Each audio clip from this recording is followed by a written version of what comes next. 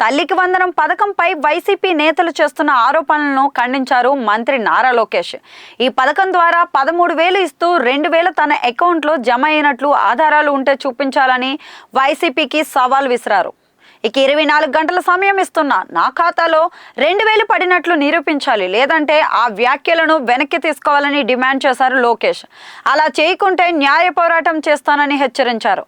ఇక గతంలో లాగా అసత్య ఆరోపణలపై మౌనంగా ఉండే ప్రసక్తే లేదని తేల్చి చెప్పేశారు. ఏపీ మోడల్ ఎడ్యుకేషన్ అంటే ఏమిటో ఏడాదిలో చూపిస్తామన్నారు లోకేష్. ప్రభుత్వ పాఠశాలలో నాణ్యత పెంచాలనేది కూటమి ప్రభుత్వ లక్ష్యం. 9,600 స్కూల్స్ లో 1 క్లాస్ 1 టీచర్ 1 మోడల్ తీసుకొచ్చాం. ఇక ప్రభుత్వ పాఠశాలకు తప్పనిసరిగా అన్ని చోట్ల ఉచిత కరెంట్ అందిస్తాం. ఇక సోమవారం నాటికి ఉపాధ్యాయుల బదిలీలు పూర్తి చేస్తామన్నారు లోకేష్. ఎంతమంది పిల్లలు ఉంటే అంతమందికి తల్లి వందనం ఇస్తాం. కొందరి అకౌంట్లు యాక్టివ్ కాలేదు, అందుకే డబ్బులు రిటర్న్ అయ్యాయి. తిరిగి ఖాతాలు యాక్టివ్ చేసుకోవాలన్న లోకేష్ అకౌంట్లు యాక్టివ్ కాగానే తల్లి వందనం నగదు జమ అవుతుందని చెప్పారు. అయితే అంగన్వాడీ పిల్లలకు తల్లి వందనం వర్తించదు అని క్లారిటీ ఇచ్చారు.